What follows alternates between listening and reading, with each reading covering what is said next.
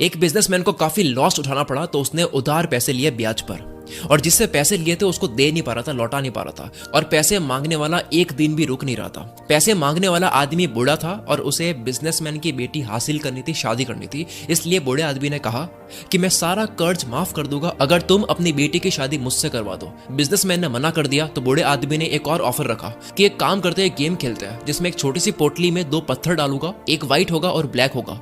Businessman को बेटी को पत्थर उस पोटली में से निकालने हैं। अगर व्हाइट निकल गया तो सारा कर्ज माफ कर दूंगा और शादी भी नहीं करनी पड़ेगी, और अगर ब्लैक पत्थर निकल गया तो कर्ज तो माफ कर दूंगा लेकिन शादी करनी पड़ेगी। बाप और बेटी दोनों एग्री हो गए, पूरे गांव वालों को इकट्ठा करा। मुखिया भी वहां पे देख रहा था। जमीन से 2 पत्थर उठा करके बूढ़े आदमी ने पोटली में डाले और लड़की ने देख लिया कि उस बूढ़े आदमी ने दोनों ही पत्थर ब्लैक डाले हैं, और ब्लैक पत्थर का मतलब हुआ कि कर्ज माफ लेकिन शादी करनी पड़ेगी। अगर लड़की गेम खेलने से मना कर दे तो शादी तो बच जाएगी लेकिन बाप का कर्ज माफ नहीं होगा, और अगर दोनों ही पत्थर निकाल के उस बूढ़े इंसान की बेइज्जती कर दे तो वो आदमी कभी ना कभी बदला जरूर लेगा। इसलिए लास्ट ऑप्शन था कोई एक पत्थर निकालो जो कि ब्लैक ही निकलेगा और कर्ज माफ के साथ में उसको शादी करनी पड़ेगी। लड़की ने चालाकी से गेम खेला, उसने एक पत्थर निकाला और एक्टिंग करके ग्राउंड पर गिरा दिया, और वो पत्थर नीचे गिरे, बहुत सारे ब्लैक और व्हाइट पत्थर में मिल गया। लड़की ने कहा ओ शिट, ये मेरे से गलती से गिर गया, लेकिन एक काम करते हैं, दूसरा पत्थर भी पोटली से निकाल करके चेक कर लेते हैं। अगर पोटली में से अब व्हाइट निकला तो मैंने जो उठाया था वो ब्लैक था, और अगर पोटली में से अब ब्लैक निकला तो मैंने जो उठाया था वो व्हाइट था।